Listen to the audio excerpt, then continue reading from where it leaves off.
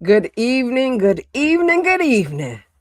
It is I, your host, Leah Mills Chapman, otherwise known as Leah MC, and I welcome you all this evening to COREversations podcast. And I want to say, I appreciate everybody for rocking with me thus far. We are on episode 8, and we are not going to disappoint even tonight. We're going to jump right on into this thing and bring up a dear friend of mine. I call him my brother. He is a phenomenal clinician. And so tonight we are going to delve into really what the undergird of this podcast is all about, and that is looking at what is going on really deep down inside of us at the core.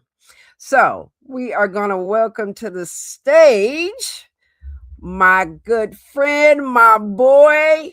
I'm gonna say actually, he's somewhat a little bit of a traitor because he left me up here in Michigan and he moved down to Georgia. He think he a Georgia peach, y'all. I don't know about that one.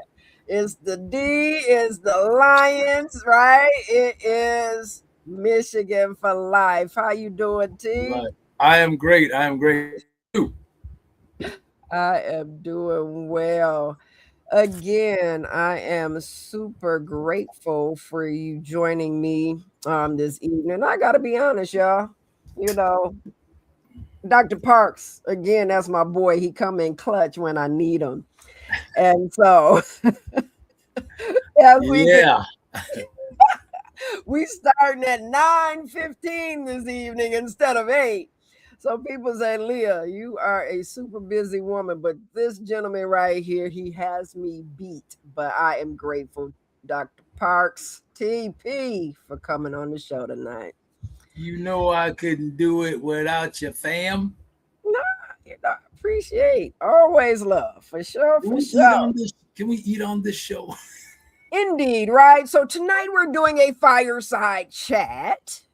And I was gonna have, my late meal, but I said, all right, I'm gonna still remain, the host. Kick it back a little bit, but Okay. sure, please do make yourself comfortable on the show.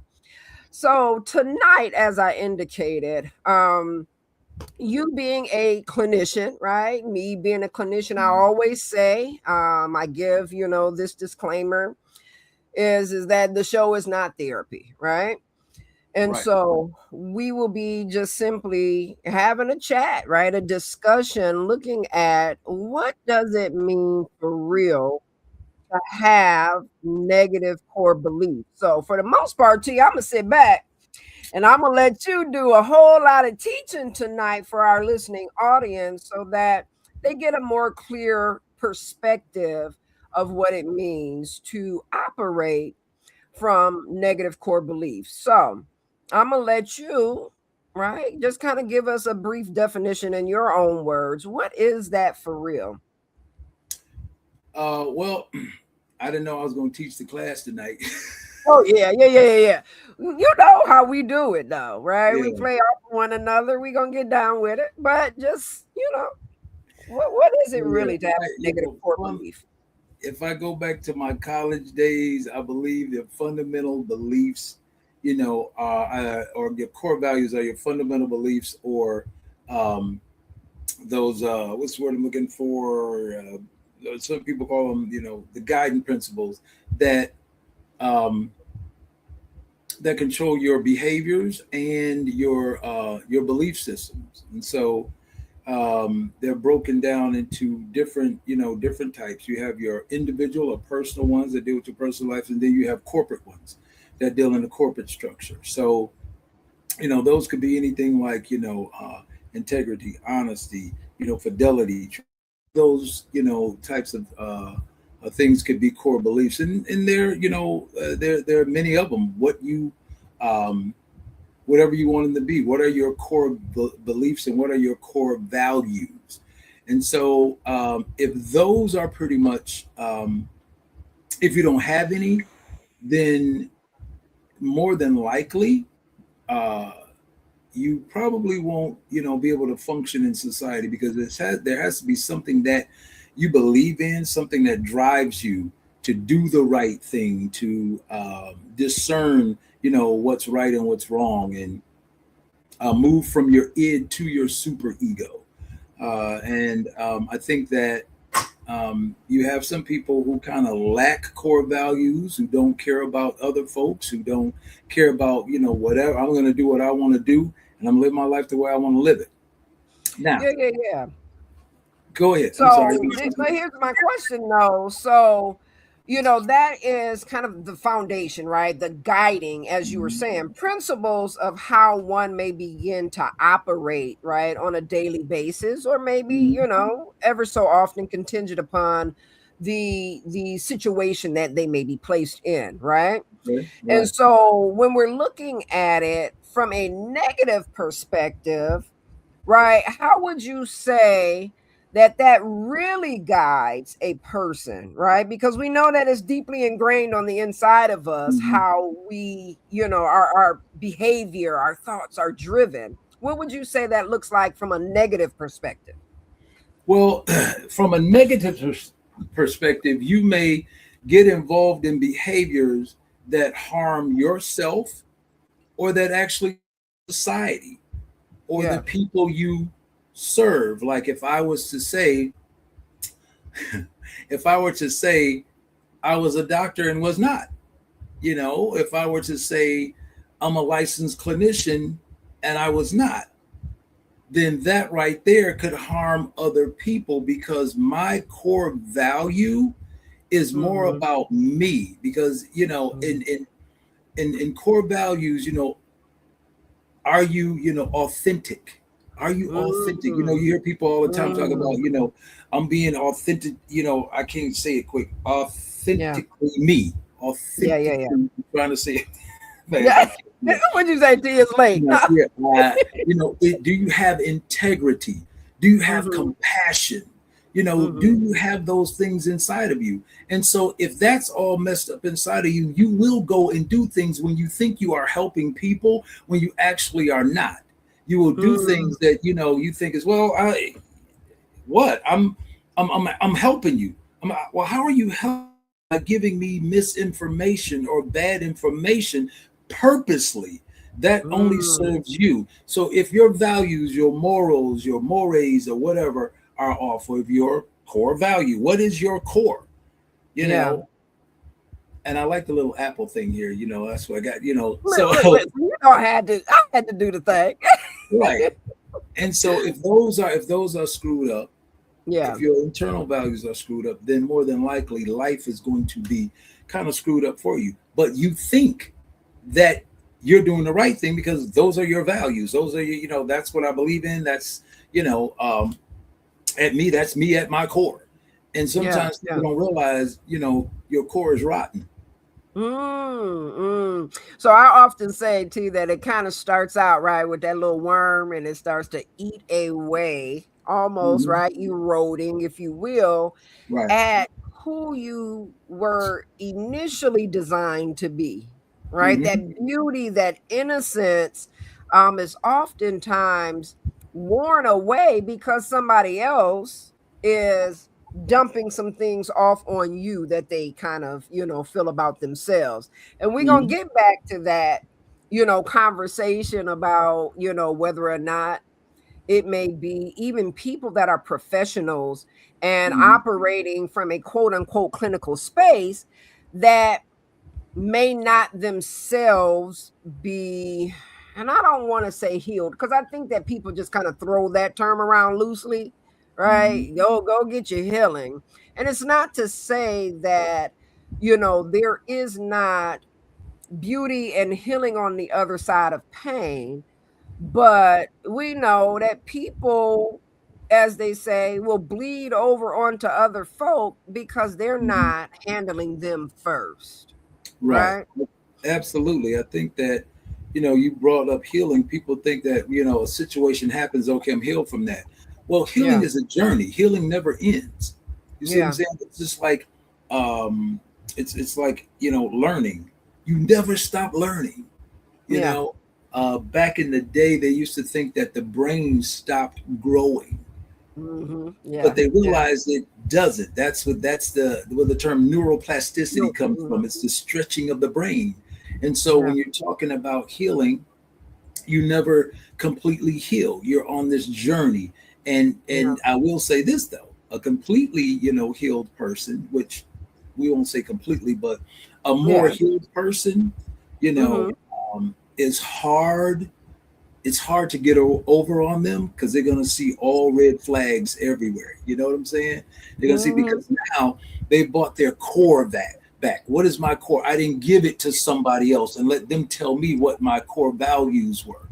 These are Yeah. my core values. This is what I stand behind, and this is what I want to do. Yeah. Yeah. Yeah.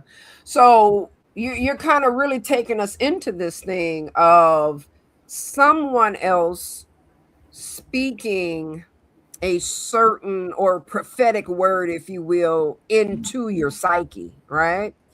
And it could be from their behaviors towards you. It could be words that was said. And one modality of therapy called the internal family system, they talk about exiles, right? Mhm. And those exiles being those things that someone else has said or done to you, and you have internalized this thing. Mhm. And now it may, kind of flow into how you see you, right? Mhm. You hold these things near and dear. And so some of the ones that I would say, T, and you let me know because um we kind of operate in similar spaces in the Mhm. DB world, right? And so a lot of times individuals are coming in with a thought process of worthlessness or not being worthy, right? Right. If they are especially on the survivor side of things. But Mhm. even with those that might be imposing harm, it sometimes comes from the fact that harm was done to them and they do not see themselves as worthy, right? Or they may see themselves as hopeless, or they Mhm. may see themselves as somebody that's not lovable, right? Mhm. Right. So, with that, these exiles are always kind of in your head and you're trying to Mhm. kind of fight them back in your profession, right? When you're Mhm. looking at kind of the broad brushstroke of your clients, how frequent or just kind of share with the listening audience the prevalence of these thoughts or feelings or these constant fights internally that they're just unworthy or unlovable. And so, hey, I'm gonna show up and I'm gonna demand this love no matter what, even if I do harm. Okay. So this is what I see. Okay, in Mhm. DB or even in couples therapy or individual therapy. Okay, Okay. it's an invalidating environment. Okay, Okay. now valid. I need to talk about that before I answer this question. Okay, Okay. Mhm. when you validate, what you're doing is making true something. Mhm. And what you're Mm. making true is that I'm making true what you're feeling or what you're saying, your Mhm. emotions, but Mhm. I'm not validating the behavior because the Mm. behavior is wrong, Yeah. but your feelings matter. Okay. And what happens is validation is important in every relationship. Now, I'm going somewhere with this because it's something you said. Okay. He's like, Mhm. why is he talking about validation? She asked him about something else. Okay.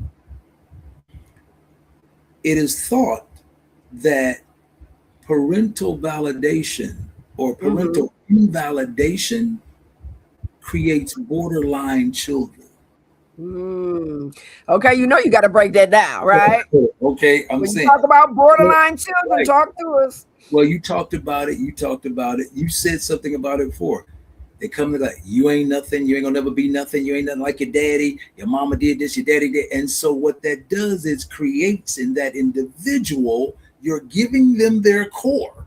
You see what Yeah. I'm saying? You're giving them those values. And so instead of validating, you're growing up in an invalidating environment. Everything you do is Yeah. wrong. Nothing you do is right. You ain't nothing. You ain't gonna be about nothing. You stupid anyway. And so I get people come to me, come to me in classes, and this is what they say. Well, I always had an anger problem. I'm like, who Mm-hmm. told you? I'm kind of like what God was to Moses. Who gave you? Who told you that? Who gave you your mouth? I'm like, who Right. told you always had that problem? But because they didn't know how to parent, Yeah. Yeah. the kid is always, well, he always was bad. He was always angry. He always had this going on. Yeah, you told him that, so he had to live up to it. You Yeah. see what I'm Yeah. saying? That Yeah. invalidating environment. We give them the core. We give children the core when we do things like that. And Ooh. so what Yeah. you Yeah. have to realize is everybody has different validation needs. Okay? Everybody has Okay. different validation needs. And so sometimes we are unaware of our own invalidating behavior. To You know, ourselves. Yeah, absolutely. Yeah. Absolutely. Absolutely. When we talk down to ourselves and we say bad things about ourselves or whatever, the body keeps the score. You see what I'm saying? So what you're saying is when you're using that terminology, right? Mm-hmm. The body keeping the score, meaning that this modeled behavior, I've Mm-hmm. seen this before. Right, right. Yeah. And so, again, trauma trapped in the body, trapped in the brain, you know, remember, like if you see a dog, Mm-hmm. you step to your dog and do this, whatever. He curves down or whatever because he's used to what? You hitting and lashing out. Yeah. A Yeah. child, you raise your hand and scratch your head and you see what I'm Yeah. saying? The body's Yeah. keeping the score. It's in there. And so you Yeah. have put that in there either through physical or verbal or Mm-hmm. psychological Mm-hmm. schmutz crap. Mm-hmm. Yeah. Yeah. No, you're with it. And the part that I'm hearing you say, even with invalidating Mhm. an individual, meaning, right, you are just not seeing me, you're not hearing me, you're not honoring, right, what it is that I'm feeling, thinking, even if they are engaging in a behavior that is an unwanted behavior, right, Mhm. an unwanted action is happening for a reason. So Mhm. instead of kind of addressing it, then it is the condemnation, right, of said behavior, if you will. Now, do you feel like that then reinforces what you don't want? I think so. Um, I think that sometimes I'll give you an example. If a kid is acting out, Mm-hmm. but you say, okay, let them play with the PlayStation. Okay. I want ice cream, but you haven't had dinner. They're acting out or whatever, and so you do what? You reinforce the negative. You reinforce that because you're giving them something they want, and they know that. So if I Yeah. behave this way, that'll get me that. You know what I'm Mm-hmm. saying? So, okay, great. I'm going to behave this way all the time, and so you reinforce that. And again, like I said, if you're in an environment where somebody is constantly saying one thing about you and you see it all the time and everybody's saying that, then you become that. Yeah. Because Yeah. and every time something happens, you resort to what? The familiar, because Yeah. that's what you know. You've never been Yeah. taught anything else. So you resort to the familiar, doing the familiar. Yeah. If it's somebody who's like, well, what are these uh, um, the women say I'm a virgin now, or I'm what's the word? The other word? Mm, They're what? celibate. They're So celibate, okay. Yeah. Yeah. Mm-hmm. celibate, or whatever the case may be. Yeah. It ain't working out for you, So you go do the regular, you go back and do the familiar, Yeah. oh, it ain't working for me, so let me try this, or whatever the case may be, or, well, this ain't working for me, so let me go ahead and try this. You go back and you do the familiar, because even though it's not a solution, that's all you Mm-hmm. know. And so you go Mm-hmm. back there, even though it didn't work for you, you Mm-hmm. continue to do it. You continue to do those behaviors that don't work for you. And a lot of times that's because your core is not Yeah. is not a good one. You don't have a good core because you Yeah. didn't get that. And so that also has to do with attachment styles. So, you know. Yeah. Yeah. Yeah. And as I'm listening to you talk, and again, always kind of thinking about the core of an apple, we know in that Mhm, core there are seeds, mhm, and those seeds had to be planted, they had to be watered, right, before they could germinate into who they were going to be. And mhm, so it sounds like what you're saying is the repeat of words, right, that are implanted within us from our earlier childhood, right? mhm. um, are the things that will only be replicated as we continue to Right. grow, right? And as Mhm, we pass on to our children and our children's children, right? mhm, These are the things that has been placed within. Now, I mhm, know that, for me, even though they say a lot of nutrients are in the seed, right? mhm. I spit mine out. You eat your seed.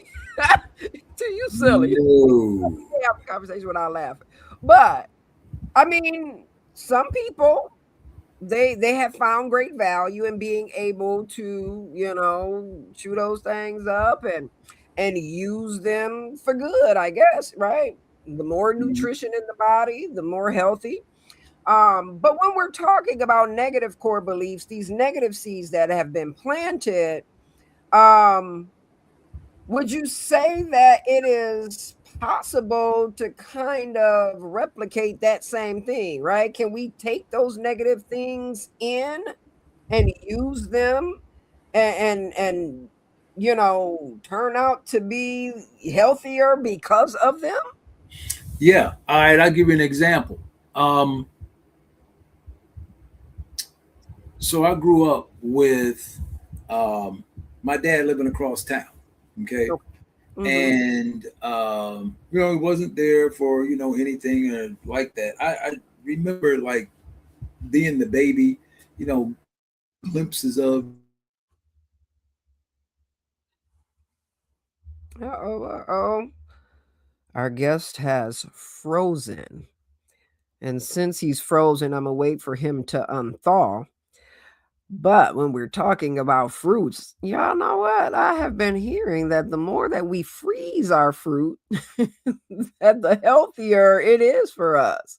So until we can get, Dr. Parks back, I just thought that I would throw that in there as a health tip for us in the listening audience. So hopefully he is able to make it on back. I'm gonna send him a quick comment and probably have him to go out. Yeah, I think he did it on his own, so he figured that thing out. This is the brilliance of being a doctor. He I'm can back. figure out going Yeah. going All in and right. out without me telling. Right. No, Yeah. I I was like, appreciate it. what happened? Okay. I Look, I gave froze. him a health tip to you. I gave him a health tip. It's all right. All right. So I was talking about my dad, Yeah. and like I said, I grew up with glimpses, of him being there, like I said, it's kind of like Bigfoot. Oh, there's one, there's that. And so I always tell people that my dad created me. Right. And I said, because of that, because of the way he created me, I know how to do a lot of things. I know how to Mm, be my kids, show up for them at their events, enroll them in sports, and you know, uh, take them to church and be involved in church and all these type of things and helping them with their homework and do all of that. And my dad created me to do that, and he wasn't in my life. So when you Mm, talk about the mm, negativity, you see what I'm saying? mm, You talk about yeah, yeah. I know how it feels to want that, you know, Mm, to be out on the football field and look up in the stands and nobody's there, to be, you know, on the swimming and diving team and you taking first place in diving and nobody's there to cheer you on and you see all these other parents, or to be out there, you know, playing tennis or to be playing baseball, all these different things and nobody's there to cheer you on. I know how it is to not have that, and I didn't mm, want that, so I was mm, created. So the negativity created the mm, positivity in me. Now it mm, doesn't work all the time. It doesn't work mm. all the time. And then people use that as an excuse. Well, I ain't never had no dad. You know, because people will tell me that. Yeah, Like, one guy told me tonight in class, he was like, you know, Dr. Parks, you think you got this thing all figured out. yeah, I'm yeah, like, actually, I don't. Daily, yeah. it's figuring it out daily. But I Mm-hmm. do know what I know, and that I can speak on. Okay, that I can Mm-hmm. speak on. And so Mm-hmm. it was a pretty good discussion tonight. But yeah, the negativity can come out of, you know, I mean, positivity can't come out of Positively. negativity. It can. Yeah, yeah. I mean, you bringing that to the forefront, I really feel is powerful, right? Mhm. Because a lot of times when we're operating from a negative core, although we may not necessarily recognize what it is per se, the rehearsing of it can sometimes, at least this is what I've seen, T, and you let me know if you've seen it as well. I call it the Eeyore syndrome. You remember Eeyore on Winnie the Yeah, Pooh? yeah. The Eeyore is kind of like whole hum, right? yeah, And kind of like so that, Slut Rock on the Flintstone. yeah, right, Right. exactly. And so it is that self-loathing, right? Mhm. Poor me, my situation, right? Mhm. And that is not to again invalidate what the situation was, but what I'm hearing from you is after acknowledging what is, you took that for you and you were able to take and reshape, right? Repurpose those seeds into being something that would you say was an intrinsic motivator for you, like meaning that it came from within? Do you think that maybe it was possibly genetic where dad might just been a hard worker in a certain area of Mhm. life, who Yeah. knows? Well, he um actually was. He actually was. Okay. Okay. Yeah. But So, from your perspective, when you're looking at your life, what would you say? Do you think this was intrinsic motivation for you? Do you think that this was a trait passed down through dad, although, he wasn't there? And the reason I say that, my daughter gonna kill me, but it's all right because I'm mama, right? So when she was much younger, T, right. she would, if she got caught doing something she wasn't supposed to do as a little bitty girl, Mhm. she would scratch her head when she was telling a lie. And the only reason that I knew she was scratching her head when she was telling a lie is the genetic passing down of a certain entity that she did not witness, which is what you're kind of Mhm. saying, right? Right. Is that DNA can actually show up and you have no clue where it's come from, but Mhm. it has its markers that points into a certain direction in your life?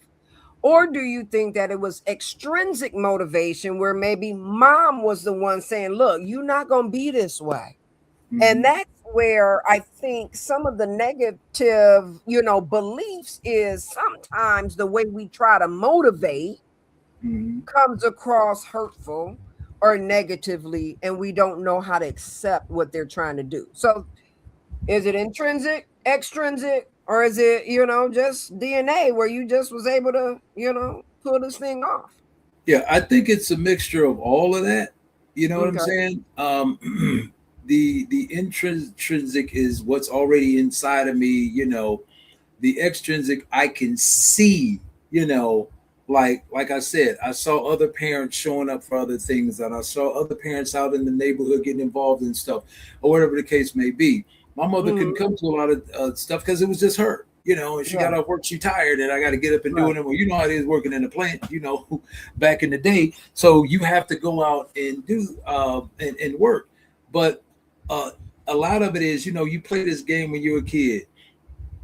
Ooh, when I grow older, that's gonna be my car. That's gonna be my car.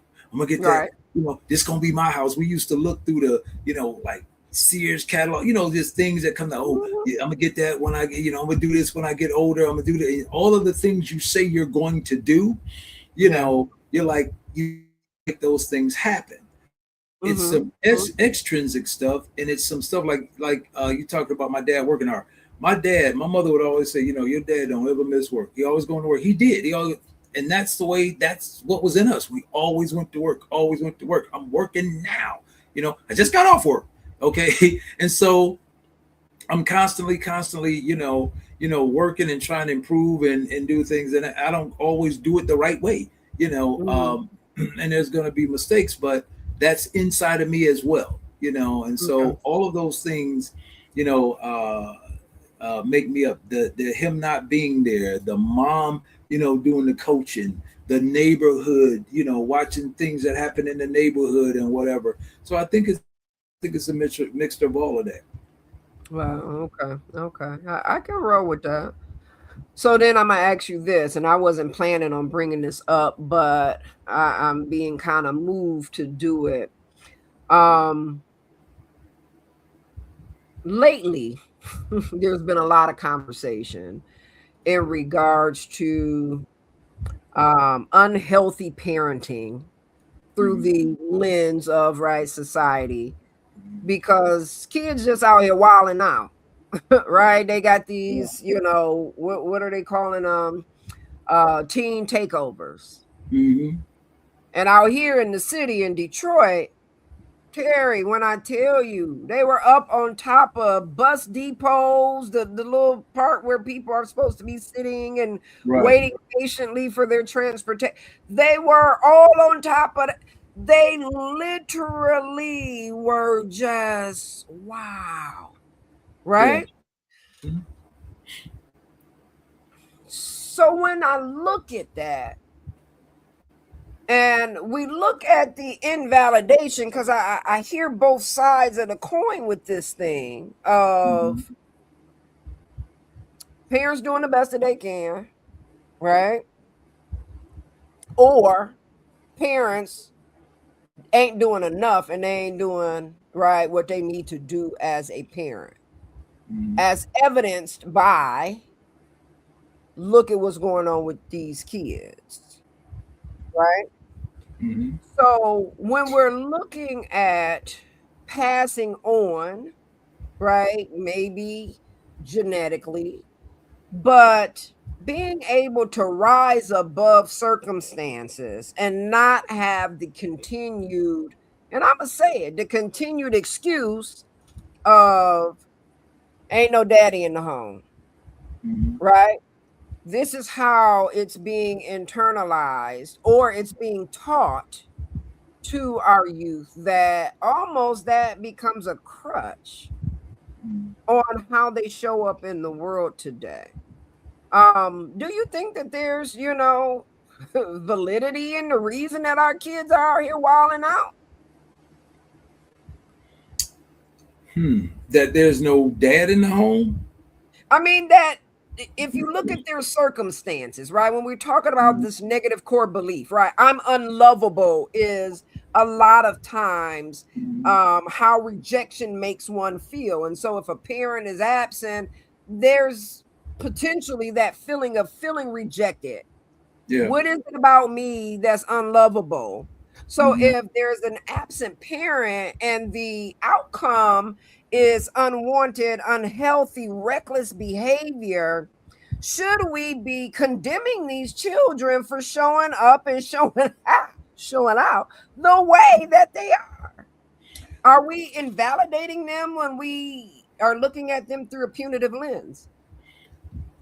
Okay, so let me think about that. Okay. Okay, I Mm-hmm. thought about it.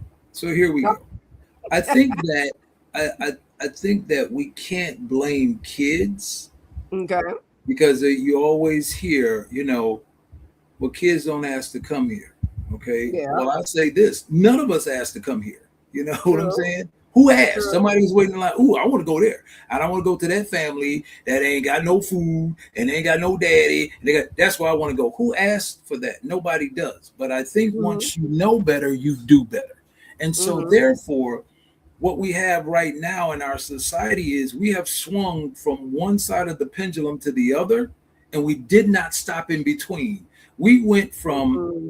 we went from um, kids are to be seen and not heard to believe everything they say. Their feelings matter. Blah blah blah blah blah. Okay, I get all of that. But we got to have some discipline, and discipline does not necessarily mean going hands on. So maybe I should say there needs to be some structure that Mm-hmm. happens that's not happening. And that's not happening. Why? Because this generation is literally cooked. But They're wait till literally cooked. hold on. I was a single mother, right? Right. And I know what it feel like to be tapped out. Okay. Right. So, And so you was my know, mom. okay. And so, like you said, mom couldn't make it to all places at once. Only the Holy Mhm. Spirit got that job, right? But there was structure. So, There was okay. structure. But You where? had structure. You may have been doing it by yourself, but you coming from a different generation. You come from the same one I do, and there is structure there. All All right, right, so but let T, me come help you. on. Help us now. Let me help people understand this. Okay, let's go back as far as millennials. Mm-hmm. Now, what I'm gonna say, stay on the bus. Okay, I'm with you. millennials. Millennials are the children of the parents who grew up in the crack era. Let me say it True. again. Millennials are the children of the parents who grew up in the crack era. So we Say talking that one like more time. Say that one more game. millennials are the children of the parents who grew up in the crack era. Now, what was going on in the crack era? Okay, and we're talking like 80s. All right, we're talking about the 1980s. And so, if you're from Detroit or you know anything about Detroit or in the surrounding areas, okay, when you see shows like BMF, when you see, Young Boys Incorporated, when you see, Chambers Brothers, when you see NFL, all of this stuff, if you grew up in that area, if you came over there, we all grew up, what I'm saying, we saw it. And Pony so, down. right, Yeah. pony down. That's right. That's right. I forgot about them. Okay. Yeah. And so the deal is that there was no Michigan relied heavily on the auto industry. And when the True. auto industry went bust, people didn't know what to do. Well, what am I going to do now? I have no skills. All I know how to do is this. And so it was like everybody was slinging dope, everywhere you went. It was just like, wow. And and so what happens is there was what? No structure. During that time, the Mm-hmm. millennials Mm-hmm. who were born grew up in a household with no male role model. Either he was incarcerated, dead, or just not there. So now mom has to become the all. So you have a child, or you may have a situation where mom has several kids, and the oldest becomes what? Parentified. I need you to help out with your brothers and sisters. And Right. Right. mom could also be on crack or getting high or whatever the case may be to try to what? To try to Survive. self-soothe and whatever Mm-hmm. the case may be. And Yeah. so when you have children, millennials, who are raising brothers and sisters and have no structure or no guidance, those kids have none. And it begins to constantly go down. It steadily goes downhill to where you get these YNs, to where you get these, these kids out here in the summertime dressed in all Y'all, black. we would say what the YNs are, but I don't want to get canceled. Right. But And they dressed in young all individuals. right, Mm-hmm. whatever they call them. And so what happens Mm-hmm. is these kids are out here and you're like, what is going on? They're wearing all black in the summer with hoodies and that. Y'all ain't hot. So you have that going on. And so you have these young girls out here just having babies because that's the thing. It's the thing to do. And I talk about when I was coming up in high school, I can remember 2 in my 4 years of high school girls who were pregnant. Now, I'm not saying more of them got pregnant. I'm just saying, but now it's the thing. You got to have this. We're going to make a baby. We're going to be together forever. Men have to be smart. Young men have to be smart, but young women have to be smarter. Young men have to be smart because you don't want to have to be tied to somebody who you eventually going to toss to the side. You know what I'm saying? Because you've gotten what you wanted, and now you're going to be hit up with child support. I can't see my child. Thing about legitimation, you don't know you don't have any rights. Young girls have to be smarter because they're going to deal with the brunt of. You see what I'm saying? You're the one that's got to carry that baby for 9 months, and you may have to go to the hospital by yourself to have the baby. And then you got to come up with knowing everything, going over there to the 2 a.m. Feedings and getting to urgent care or getting to the clinic, try to find a ride if you ain't got a driver's license, don't know how to drive, or got to get an Uber, somebody to come and help you. But Tito, hold on though. But here's the thing though, and I'm rocking with you. I hear wholeheartedly. But going back to the negative core, right? Looking at myself as unworthy when I hear the conversation of, young women and the desire for, wanting a baby, what I hear in working along with you throughout time, they're just simply looking for love. They like, my baby will never leave me. My baby will always love me, right? And so that can give the illusion that I am healing the hole in my heart. I'm healing, right? Those negative seeds. I'm healing the hole that the worm has eroded in my life, right? And so I just kind of wanted to ask you, what your thoughts were with these teen takeovers and whether or not should society lead with a little bit of compassion, sympathy, and or empathy, or are we solely, and I'm gonna just, we want to sew that one up in maybe 30 to 60 seconds, are we just solely saying, hey, parents, get on y'all kids, they need more structure, they need more discipline. We ain't saying beat a child, but what we saying is get them under control. What would you say? 60 seconds, and then we're gonna move on to our other big topic and round it off. Okay, so I was corrected about the millennials. I think millennials are the children, in the crack era. But you get the point. So here's the thing. How can you said something about, I love my child, I'm feeling it, all that. How can you expect something to teach something that you don't even know what it is? Maybe it's you're looking for connection. You see what I'm saying? Maybe you're looking for connection. And what's going on with the teen takeovers or whatever the case may be, I think it's a little bit of it's a mix of both. There is no structure. There is no guidance. So what do you think is going to happen? This is going to happen when they have nothing to do. We always had something to do. The teachers are afraid of them. Society's afraid of them. And it's like, what are we going to do? You go into these restaurants and he's like, this is just horrible customer service. We never came up like that. So there's a whole lot of things that they don't know. So it's a little bit of both. Yeah, we need to be empathetic, but at the same time, like structure.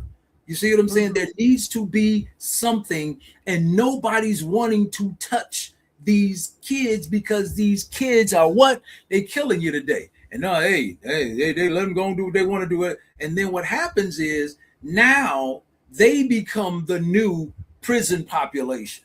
You see what I'm saying? These kids, because authorities or whatever, they're not going. You know what it kind of reminds me of? What was the movie Flashdance? where something Okay. bad happened over dancing or whatever, and they just shut it down in the Yeah. town. Mhm. I Yeah. think we're moving. I think we're moving to that type of culture where it's going to be a nationwide curfew. There's going to be a nationwide curfew, and if you do this and you do that, and if you don't have this and you don't have that, this is what's going to happen to you. And so Mm. now we'll have a couple of them that test the system, and then here we go. Like with here in Georgia, and I don't know how it is there in Michigan, Okay. violation of a temporary protective order, what you guys call a personal protective order, Mhm. PPO, PPO. Yeah. same thing. Okay, that's 10 years aggravated stalking. Some folks test the Mm. waters, and Hmm. before you Limit know it, testing is real. It's real, yeah, especially with our youth. It's yeah, real. and they like to do that because they don't care. They have no concern about anything, life, whatever. They just want to do what they want to do and don't want anybody to bother them. And I think that has come out of, it comes from where? It comes from the parents. I'm one of them, because when you don't have certain things growing up, you want to make sure your kid has everything that you didn't have, and you want to make it better for them. And so what do you have? The helicopter parents. I call them bulldozer parents. You're Yeah. bulldozing everything out of the way, and so they don't ever know, and they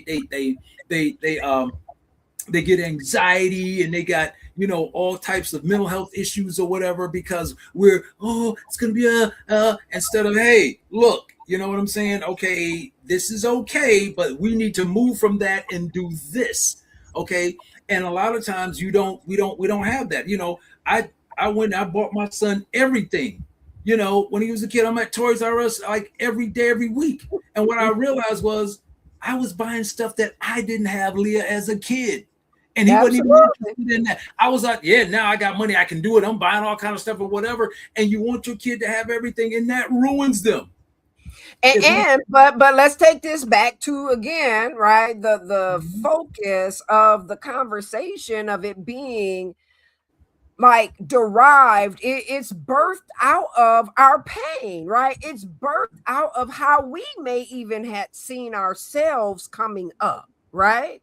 And right? so even with it, and we're gonna land the plane on this subject and moving to the other one, my other hot topic that I wanted to throw out with you tonight. No. Okay, But go ahead. but what I would say is, when you have such extreme recklessness, right? The Mhm, I don't care attitudes. To you, what I've seen throughout at least my time as a clinician, and even before that, that I don't care comes from somebody didn't care about me, mhm, right? And so that's why I asked the question of, how do you feel of leading with an empathic position versus one where society is saying let's be more punitive.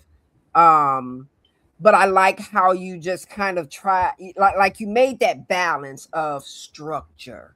So mhm, structure looks like love, it looks like honoring what's going on, it looks like correction, because correction is love. If I didn't think about you enough, if I didn't see the direction that you're going down, then I wouldn't say anything, right? yeah, And so I would say, and this is just me, I was talking with another young man that I've been working with over the past couple of weeks, and he and I have been talking, and he said, because I asked him, I said, "What you think about this? What's up with your crew, your peoples?" And he said, "What's lacking is community." And he was so, yeah. that's all he could say, is Yeah, we we don't need have that. We don't have that community. anymore. We don't have that. We don't have the village anymore. Remember when you was growing up, you knew Yeah, everybody on your block. You know what I'm yeah, saying? Sometimes you don't even know who living next door to you. It's yeah, just like you don't yeah, talk to them, you don't associate. So I think there's got to be a yeah, balance. yeah, Um, yeah. I'm with you. what is the goal? What are we trying to accomplish? Once you figure out what the goal is, then you need to work towards that. If our goal, okay, is to change behavior, then we Yeah, got a problem solve. Got a yeah, problem yeah, solve. yeah, But yeah, if our goal is to be punitive, then just go ahead and be punitive. You don't have to problem solve. Just throw them in jail and do whatever you want to do. So once we find out Yeah. what the goal is, then hey. So do you think we need to work with the children first, or do we need to get with the systems that are actually um dropping seeds? Right? Well, I think what you first of all, a lot of times kids get discarded. Oh, them kids crazy. I don't want to deal with them long as mine. There has to be someone has to show some care and concern. You know what I'm saying? You got to have to actually show some interest. Okay. Yeah, yeah. When I was coming up, you got your Pathfinder leader, you got, men in the church, they know you ain't got a dad, and everybody was stepping in and doing whatever. So if no one shows that, if they don't show the willingness, interest, man, I'm concerned about our youth. If they don't, then we won't be able to make that thing work. There's no village. There's nothing else going on. I'm gonna segue into the next though, right? Okay. Because I think the village has come out on some very well polished individual, Mm-hmm. um, and in the form of someone that calls themselves and is fighting tooth or nail, digging in the heels of, you know, she a doctor, right? No. She a doctor, right? And she ain't the only one. We got to be honest. It's a lot of folk out here calling themselves doctor, but this one is in the limelight, right? Okay. Ah! Dr. Cheyenne Bryant. She Oh has no. been in the No. limelight. Nice and polished, No. very well put together, but the way the community, the way the village is coming at her neck, right, Yeah. is that the authentic, the genuine doctor is a faux doctor, and I didn't create this. This came off of TikTok. I just thought it was hilarious. But it kind of depicts what people have been saying, right? Right. That she's inauthentic, right? Mm-hmm. She's actually passing on and doing harm in the clinical space, similarly Mm-hmm. to what we feel that, parents may be doing to children. But again, she's not showing up as an untamed individual per se, right? Limit testing. But what's your thoughts on that?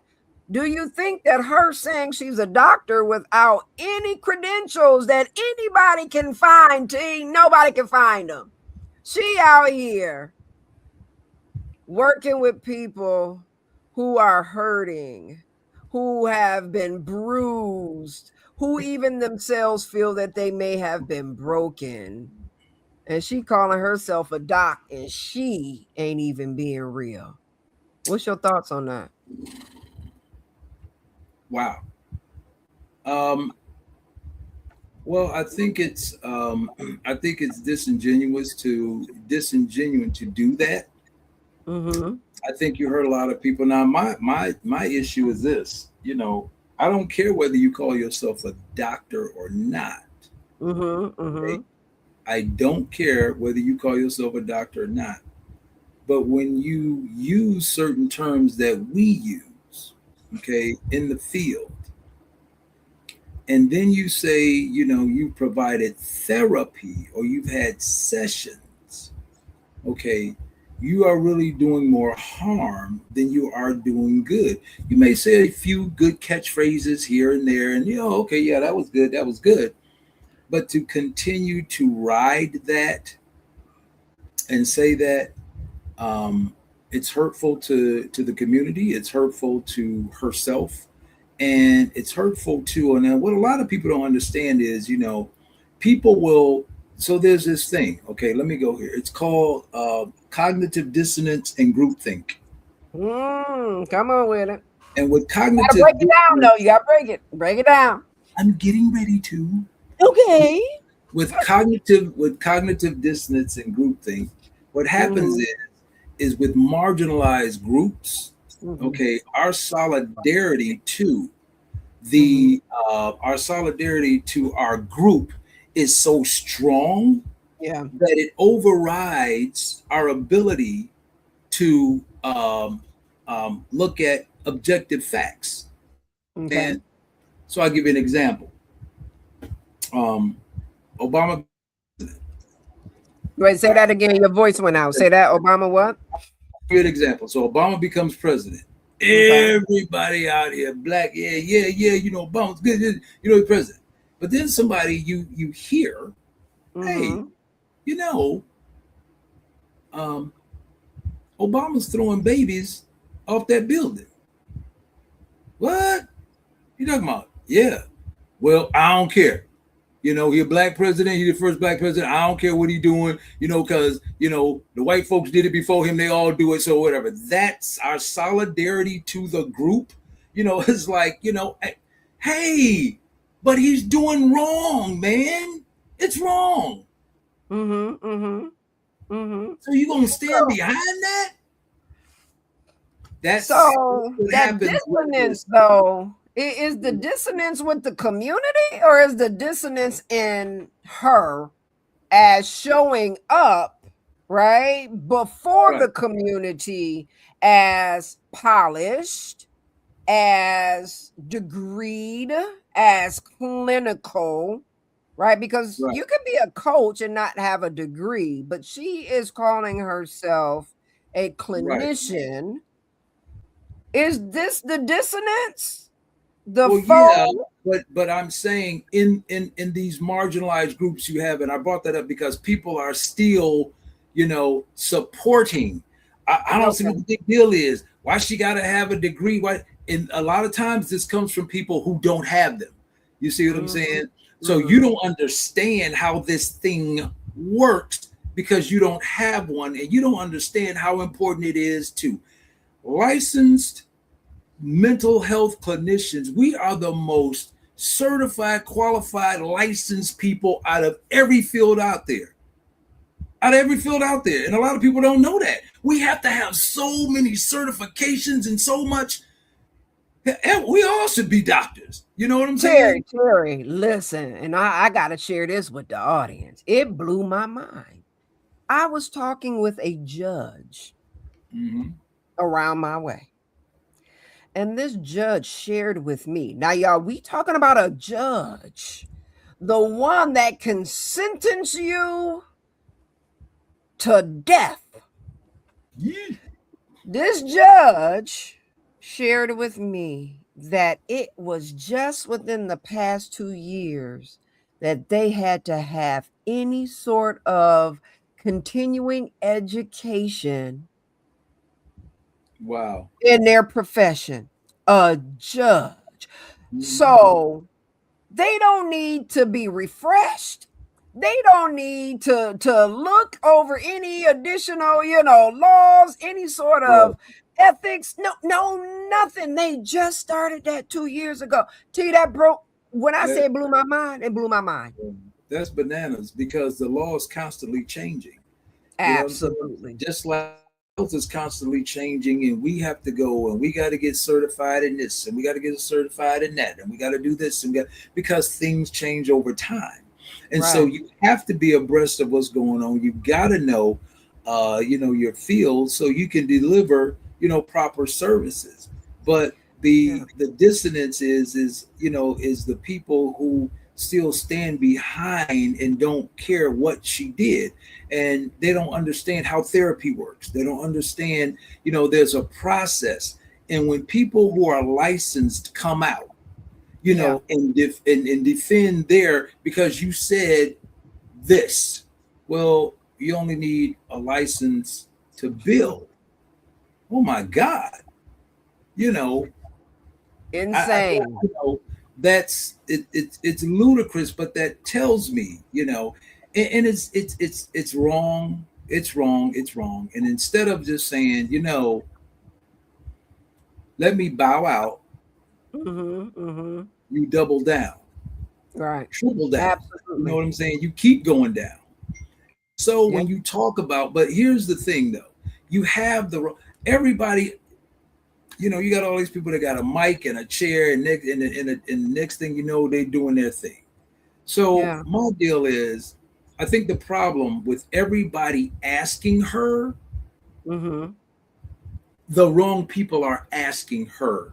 You see what I'm saying? If you had somebody who knows, Mm-hmm. and Yeah. everybody else who you ain't got out there ask her, then you would get the right questions. Because if you put me on a panel, the first thing I'm going to say is, okay, you call yourself doctor, you call yourself this. If you ever listen when they say, so you call yourself a doctor, the first thing is, well, I have multiple degrees. That's the deflection. You see what I'm Mm-hmm. saying? I Mm-hmm. would come back and say, I didn't ask you about how many degrees you have. I'm asking you about this one. This. I need you to Mm-hmm. stay on track, and I need you to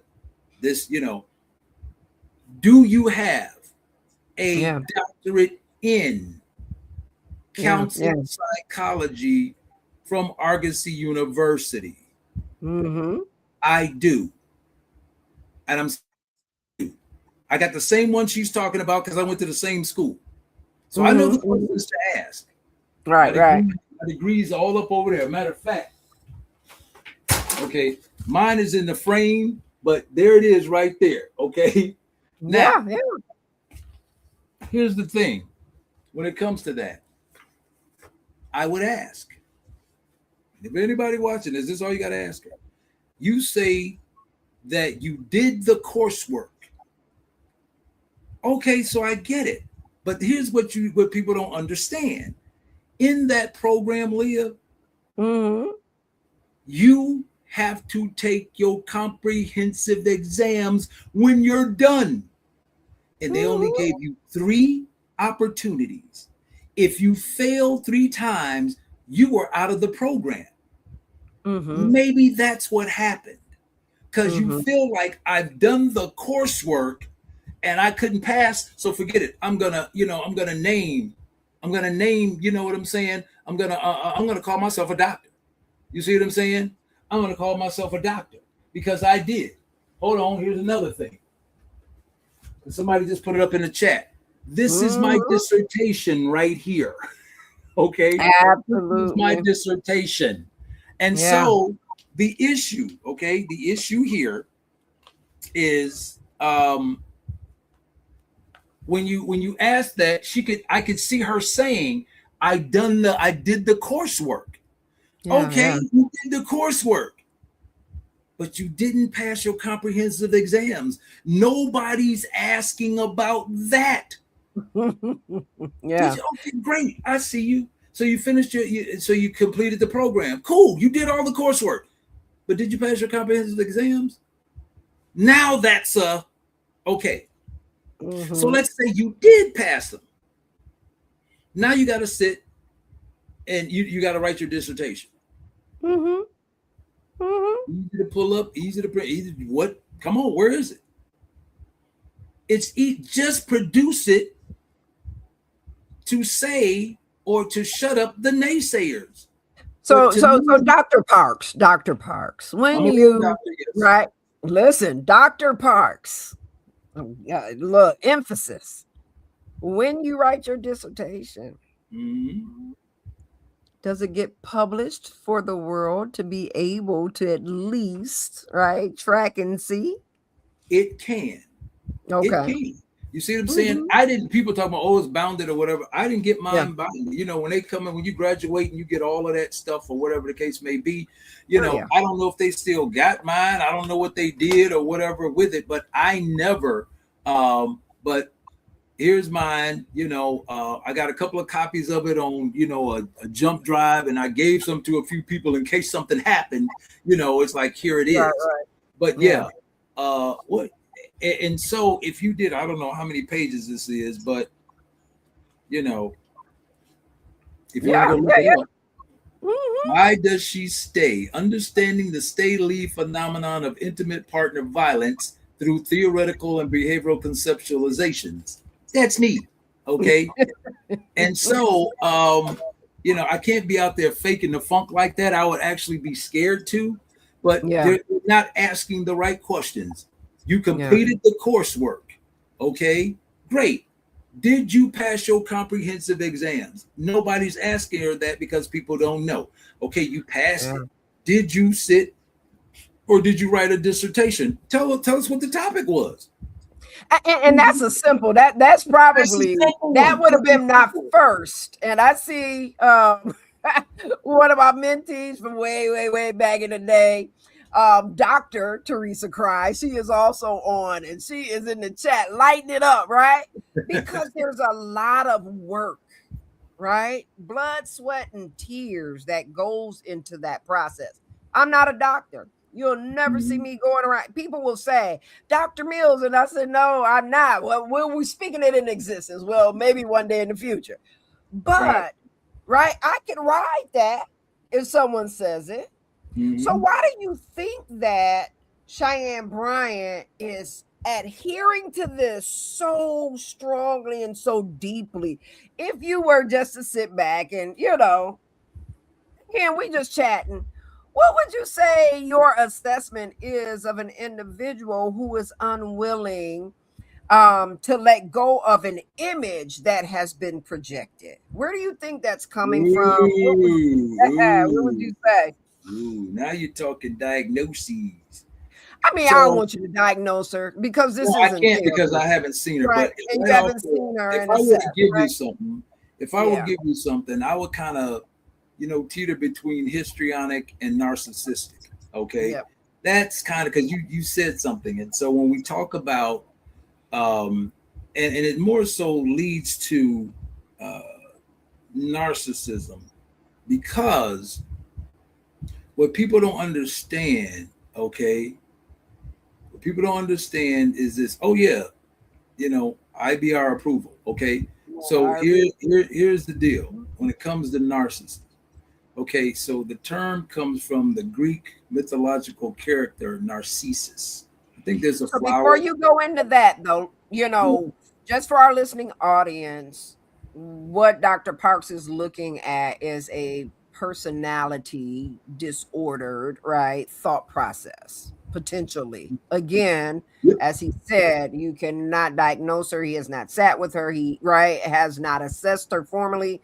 So we're just again having just a fireside chat. It's a conversation. That's it. Yeah, just kicking Okay. it. So, All and right. I'm talking about, behaviors. Yep. So, this is narcissistic behavior. And so, to the world listening, because everybody thinks that, oh, narcissist. There's criteria that comes along with this. It's just not, wake up one day and say, oh, I think, there's Yeah. criteria that has to be met. Okay. Absolutely. And you have a lot of people out there using this term. Every year there's a new hot mental health term. You know what I'm saying? And Gaslighting. yeah, gaslighting last year, the year before that, it was what? Trauma. Yeah, trauma's Yeah. one, and then there's my depression, my gaslighting, all of this stuff. People are just going and reaching and grabbing this stuff and attaching it to people. Well, here's the thing, okay? If I were to give you a DSM-5, Diagnostic and Statistical Manual of Mental Disorders, you'd be That's like, our "Ooh, Bible, y'all. That's our yeah, Bible. I got to touch of some of all of this. I could have all of this stuff." You know what I'm saying? But you got to know how to interpret and apply it to where it is, because there's criteria that comes along with it. Now, if you ask yourself, everybody got some mental health issues. Some of us just keep ours above the medication limit. You see what I'm Absolutely. saying? People above the medication limit. But Beyond the veil. right. I love it. I So love it. all right, so let me talk about this narcissism. Okay, so the Greek mythological character Narcissus Mhm. was a character that was very beautiful, and used people for what he could get out of them. And so when he was through with you and you couldn't serve him anymore, be gone, whatever. And so he was to be linked to anyone, romantically. Am I frozen? Okay. He Oh, was you never back. linked. He was never linked to anyone romantically, but he just, he used people. So one day he's going by the waiting pond, and he looks in it, and he sees this image and he falls in love with it and he stays there and looking at the image until he dies. Okay, because he was so in love with the image, Leah, he didn't even know it was him. He didn't even know it was him. At Okay, all. he didn't know it was him. So, so this is what happens. Okay, and so when people say narcissists are in love with themselves, they are not. Narcissists are not in love with themselves because they don't have a self. They have an image. They have an image. Louis, Gucci, Ferragamo, Tory Burch, Mercedes, BMW, all of that. That's the image that narcissists, they're not in love with themselves, they're in love with an image. Okay? That's what. Can I stop you right there?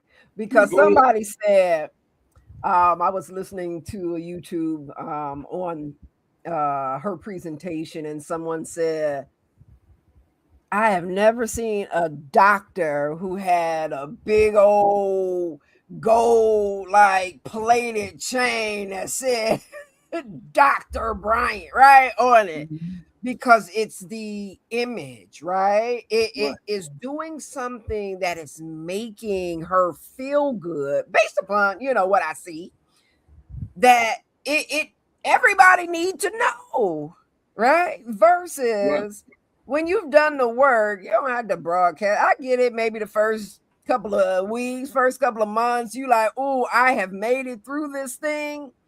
But when that becomes who you are in total, right? I think that's what she's living in. And like you said, and the garnering or getting things from people, she got some really high paying clients, right? Well, have you seen her prices? Listen, I don't charge prices like that. But again, if you are, well, I don't know if I froze, but I said I'm legit, and I don't charge prices like that. And so the deal is that, again, are you helping your clients or are you helping yourself? Absolutely. You see what I'm saying? If you're trying to help clients, you got a sliding fee scale. You're trying to do things to help them stay in therapy or whatever the case may be. But anywhere her fees are, hey, it is what it is. But don't call it therapy and don't call yourself something that you are not. Do what you want. Just if you're coach, say you're coach. Right. You can still get, we the Black community, everybody will welcome you back. You made a mistake. Okay, keep doing your thing. Now, you may lose some clientele that really needs somebody with that title, and I think she would have did just as well by saying, I'm a coach, if that's what you are.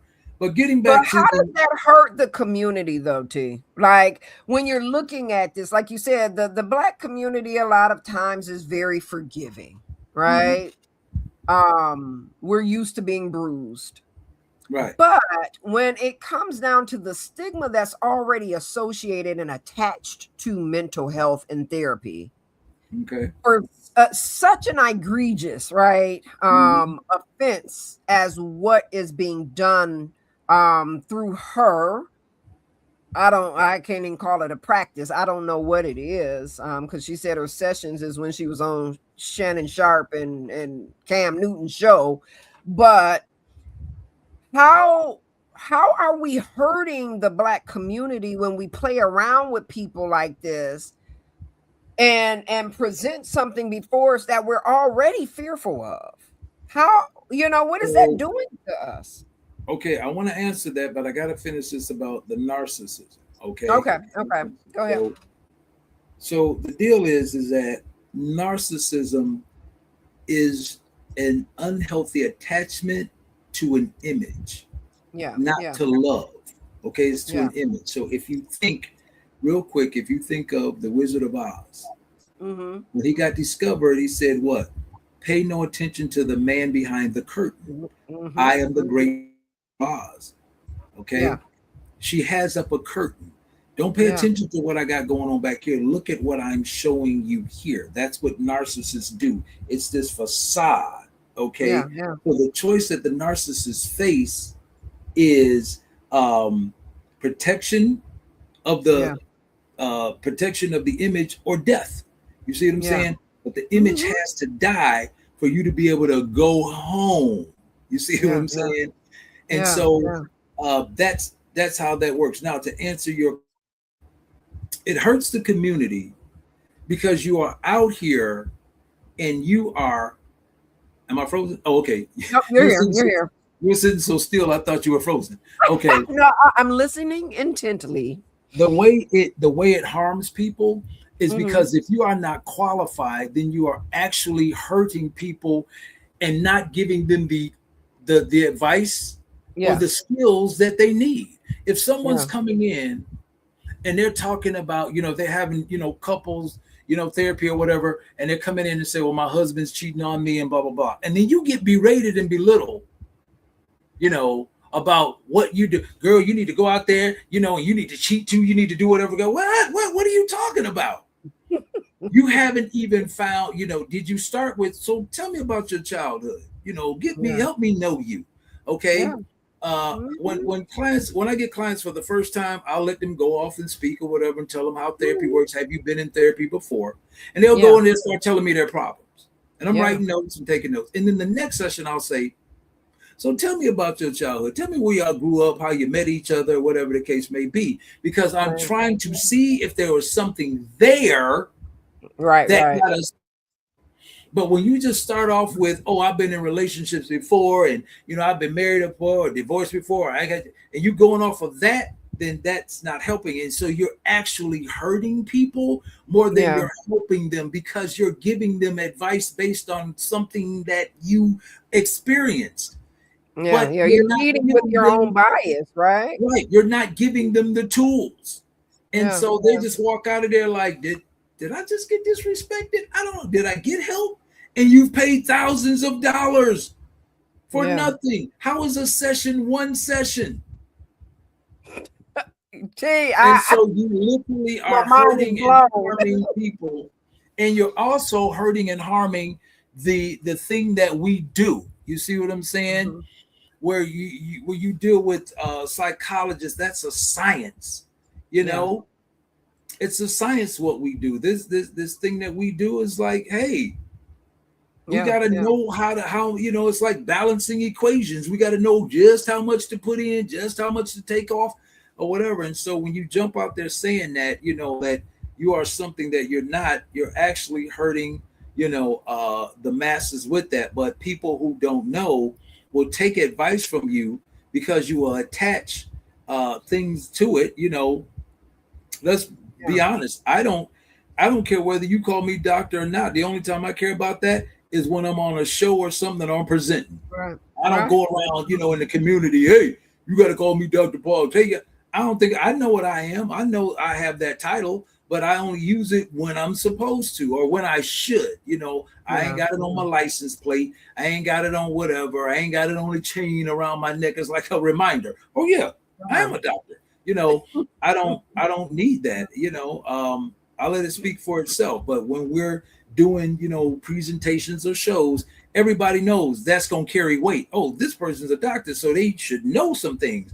Oh, wait a minute, they're licensed also, which means I got a license to do what I do and to do my craft. That means I've Absolutely. done the work, I've taken the exams, you know what I'm saying? And And done pass what I'm them. supposed to, and I've passed them. And I pass them, and I get certified every 2 years. I got to keep my stuff going with my ethics and Yeah, continue. absolutely. I got to keep all of that stuff going. And so I don't Yeah. have, now here's the thing, I don't have to use my license, but I'm not going to Mhm. give it up. You see what I'm Mhm. saying? It's like, you know what? I could say, well, you know what? I got a license, but I don't bill insurance. Yeah. You can do that. But you give up your license? Did you ever have a license? You know, Right. Yeah. I don't Yeah. know. Why do Yeah. people do the things they do? Yeah. Well, I appreciate, right, your analysis of what we have been kind of looking at through the lens of social media, YouTube, whatever it may be. Mhm. So yeah, I wanted to bring that up really because even when we talk about negative core beliefs, I gave the juxtaposition, or right, the difference, if you will, two separate extremes from one another. Eeyore, right, the low self, poor me, just head down, versus right, the diva, the beauty, the queen, right? The presentation is stellar, Mm-hmm. but yet it could still be coming from the same place, the same types of Absolutely. seeds, right? And so I wanted to just kind of highlight that and show that to our listening audience, that that's one of the reasons why they say you can't necessarily judge a book by its cover. You Right. don't know what you're seeing. I think an excellent movie, and I didn't see part two, but when Mm-hmm. I saw it as a Mm-hmm. clinician, it just made all the sense in the world. And I think the movie was called, is it In and Out or something like that, with The the, cartoon, oh, yeah, absolutely. the Loved it. animated, I was Yeah, like, oh my God, that is so perfect. That is so perfect. So guess yeah, what? Eeyore is in there, as well absolutely. as the beauty The queen beauty. or is Mm-hmm. in there. All of that is in there. What's that old I think it was Ragu had an old commercial one time, and everybody sitting around at the table, and they say, "It's in there. It's in there." They was There. asking about everything. It's in there. It's in. Yeah, All of that is in every last one of us. Every yeah, last yeah, one of us. It just been. yeah. It's kind of like the three energy systems that make up personality: id, ego, super ego, Mm-hmm. and it's limited energy that they're fighting over daily. You see what I'm saying? And one of Yeah, them's gonna come out depending on what the situation is. Your id is yeah. gonna pop out, your ego is gonna pop out, or your super ego is gonna pop out. Mhm. Depends on what the situation is. So it's in all of us. And Yeah, so, yeah. we just got to figure out which one we're gonna bring out today. Which one's coming out today. You Or know? which energy is moving the one out right today. Right. And so, like, again, going back to the internal family system or the IFS model, when you're looking at, you have those exiles that's in there, they're almost taunting you and haunting you, and they're so overwhelming that you move from that to the managers, right? What do I do? What can I do to show up where I can quiet that thing? Right. And then sometimes that just don't work. And we have to show up with the firefighters, right? Those Mhm. things that is destructive and it's destroying us. And we might not be able to see it until somebody highlights it, Right. someone points it out. And even then, you may not listen, right? And so, T, this has been amazing. It has been great. We can talk for years on this Right. thing. Right. Look, and Right. it just kind of rolls off naturally because the love is there. And I know that, the work that you do is led from a place of love. And so when I ask that question, how does this hurt the people? Mhm. Because it takes a lot for us to even get, especially as Black folk. It take a whole lot for us to finally get the nerve up to want to go and make that phone call and say, I need help. And that is Right? so valid. That is so valid because we don't go, and we should be going. But because we have the same stuff going on with us as our counterparts, but sometimes to a higher degree, due to what? Absolutely. All of the racial disparity, the socio-economic, all of that going on. And the The historical context of intergenerational, the harm. Yeah, the yeah. They were intergenerational killing trauma. us. Yeah, they were killing us. Yeah. And The healthcare for system was a dangerous place to be in. absolutely. Similarly to the family system and now to the educational system. And right, like Yeah. we are living in heightened threat a lot. So if we Yeah. trust you enough, don't play with us. Right. It's like we Don't, it's don't like do we are it. it's like we lab rats. You know what I'm Yeah, saying? It's all the like we time. lab rats. But All the and I hope she'll get help for, her situation, but it's only going to work for her once the image is shut down and time. self-actualization, she realizes okay, then she'll be able to go home. What was that? What Dorothy? Nobody home, no place like home. You Yeah, know, yeah, yeah. that's what Yeah. has to happen. That's how the Yeah. image gets shut down. You know, it's like, okay, self-actualization. I got to realize that this is wrong. Who am I hurt? Yeah. Well, I ain't hurting nobody. You know, it's like the drug dealer that sells, you know, that's slinging dope. Well, man, And, they and, want and to take may your dope. actually give it to his family and say, I had to do this, right? It was Right. for a good cause. Oh yeah, And you don't absolutely. realize how out here selling drugs is really hurting everyone because everybody is connected to somebody somehow. Look what you're Yeah. doing to the community. Look what you're doing to the family. Look at what you. So yeah. Yeah, yeah. So T, again, this has been a very, very robust conversation. Mhm. And it has so much um merit, right? I would say even in talking about negativity, we know through the lens of trauma, we shy away. We oftentimes, right, avoid because we don't want to feel pain. I often say Mhm. people don't just necessarily sign up for pain, right? But Right. sometimes looking at what is really going on, getting honest with oneself, looking at what's happening at the core is the best way that you're actually able to make some improvement, right? Some progress in your life. So Mhm. the therapeutic process is not there to destroy you, although it may hurt sometimes. Mhm. It doesn't hurt forever, right? Right. And so I wanted to again have you on the show to give your clinical expertise as a doctor, right? As Mhm. one with his own clinical practice that has been sustained for how many years, Steve? Whew. Woo! I don't know, probably about 20 some years or so, you know, but Yeah, been in the yeah. field for a very long time. Yes. Yeah, Mhm. yeah, absolutely.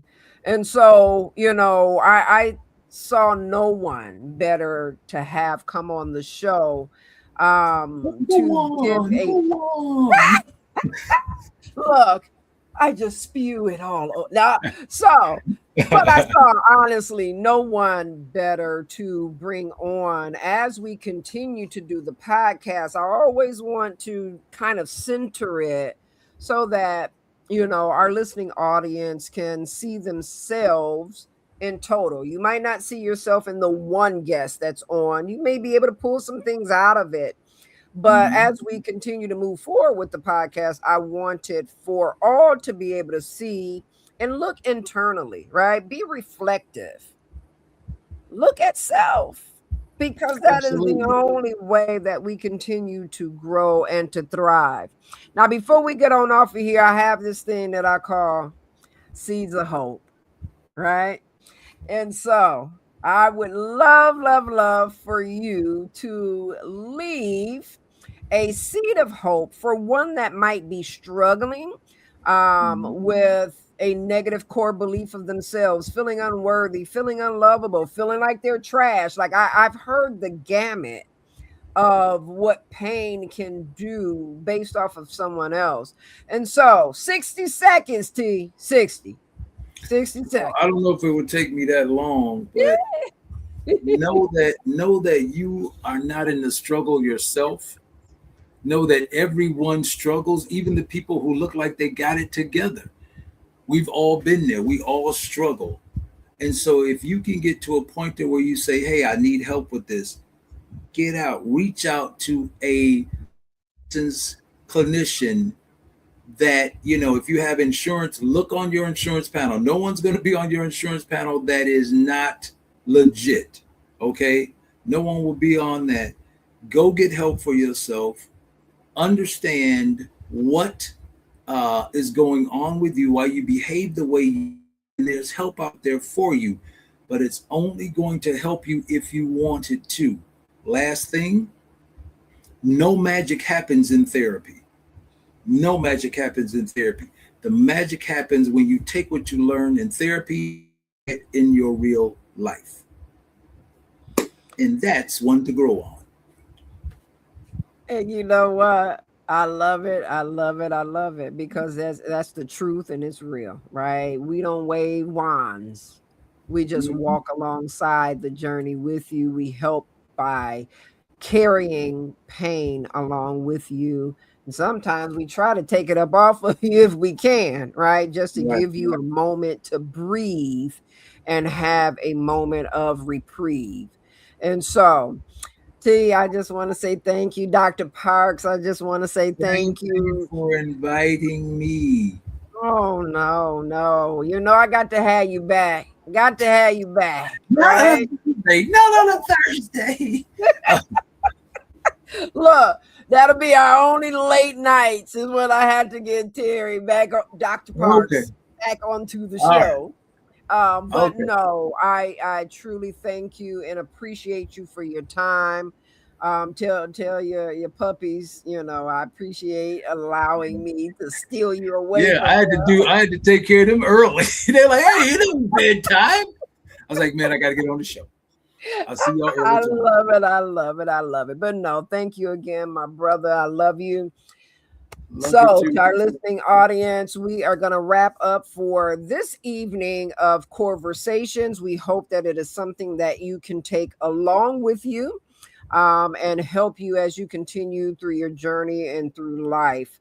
And we will be back next week, Thursday. 8 p.m. that go round, right? And not 9:15. But again, T, I appreciate you. And everyone Thanks for having do me. do have a beautiful evening. Until next time, you all take care and I will see you soon.